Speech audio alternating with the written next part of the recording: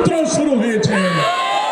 সেই ষড়যন্ত্রের সূত্র ধরেও আজকে দিল্লির ষড়যন্ত্রে আগামী 13 তারিখে শাটডাউনের নামে নতুন নাশকতার পরিকল্পনা করা হচ্ছে।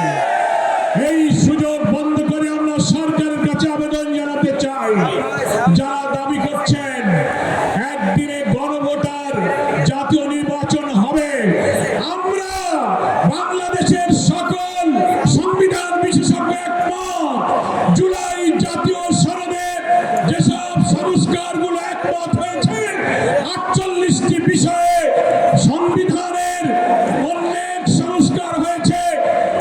দলের প্রধান সরকারের প্রধান এক থাকবে না, সাংবিধানিক পদগুলোতে পৃথক অ্যাপয়েন্টিং অথরিটি হবে, দ্বিকক্ষ বিশিষ্ট পার্লামেন্ট সহ যা যা সংশোধন হয়েছে গণভোটে তা যদি আইনি ভিত্তি না হয় তাহলে কিসের ভিত্তিতে জাতীয় নির্বাচন হবে?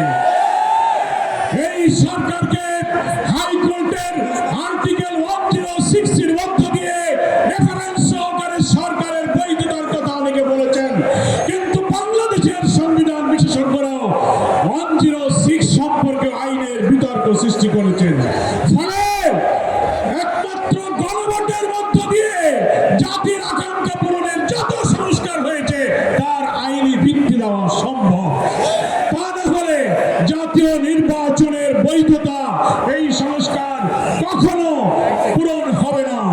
আমাদের 5 দফায় এই মানবতা বিরোধী অপরাধী খুনিদের যে বিচারের জন্য আমরা দাবি করেছিলাম, আমরা ধন্যবাদ জানাচ্ছি ট্রাইব্যুনালের বিচার প্রক্রিয়া এগিয়ে যাচ্ছে। যখন এই নভেম্বরে কিছু অপরাধীদের যখন রায়ের সম্ভাবনা, তখনই ফ্যাসিস্টরা বাংলাদেশ জুড়ে ককটেল গাড়িতে আগুন দিয়ে নাশকতার ষড়যন্ত্র করছে। আমরা বলতে চাই সরকারকে, স্বরাষ্ট্রমন্ত্রীকে, আমরা শুনছি ঢাকার হোটেলে হোটেলে সন্ত্রাসীর অবস্থান নিয়েছে। আপনারা